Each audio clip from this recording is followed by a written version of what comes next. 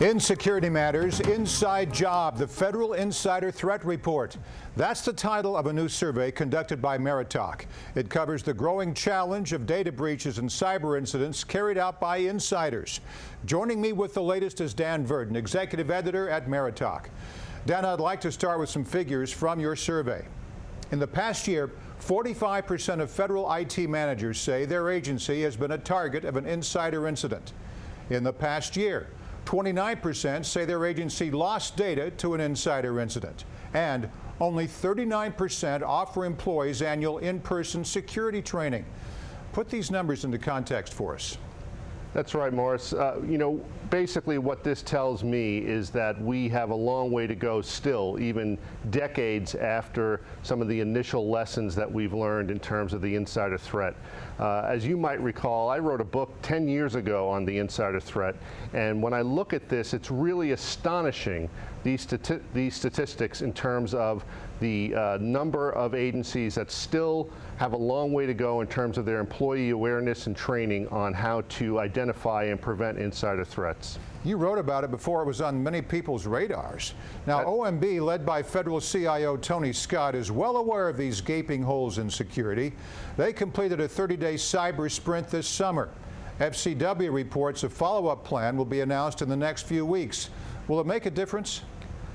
Well, in terms of the insider threat, absolutely not. I mean, this 30-day sprint and the follow-up sprint, while I think it should be applauded, and I think Tony Scott should get a lot of credit for focusing attention on this, that sprint is really focused on basic hygiene and patching technical holes in agency systems and networks. It's really basic fundamental hygiene stuff. It does not even begin to address some of the fundamental foundational elements that go into the insider threat in the government sector. Why do you think that is? Well, quite frankly, the government, for whatever reason, takes a long time to learn the lessons of history. And if you look back at this issue, the insider threat to proprietary and classified data in the government, we're talking about a problem that goes back 30 years in terms of IT system insiders, and in that 30 years we've had 4 national security life-changing events that have shown us exactly what the issues are, and yet this survey is really astonishing in that it shows that 10, 20, 30 years later we're still dealing with the same issues. Now, there's an equation in your report that piqued my interest. Unidentified data equals unprotected data. What does that mean? Well, it's very simple. When you look at what agencies are and aren't doing, there are 4 things that agencies need to know in order to have a basis for an effective insider threat detection program. One is you have to know what data you have. They don't.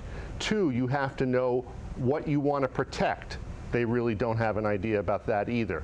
3, you have to know where it is stored. They don't. 43% in our latest survey said they're not sure exactly where their data is stored and how it is classified. And 4th, you have to know who has access to it. Now, they're getting much better on that 4th element in terms of who has access, but they still have a long way to go. Dan, it's tough to cover this subject without mentioning Edward Snowden. What kind of impact did he have on the push for insider threat programs? Well, he had a very particular impact in the system administrator area. So now, after Edward Snowden, it's very difficult for system administrators to go unmonitored and undetected in terms of their manipulation of data. In addition, you no longer see system administrators like Mr. Snowden being given the keys to the kingdom, because he had access to everything. But when it comes to the foundational elements of an insider threat program, those problems are still there. For example, Mr. Snowden and some of the other high-profile insiders, they were all loyal, law-abiding employees at the time of hire. So this isn't a case of screening them out. This is about understanding where your data is, who has access to it, and what they're doing with it, and that's a much more difficult problem. A lot of good insight from Dan Verton, executive editor at MeriTalk. Thanks, Dan. Thanks, Morris.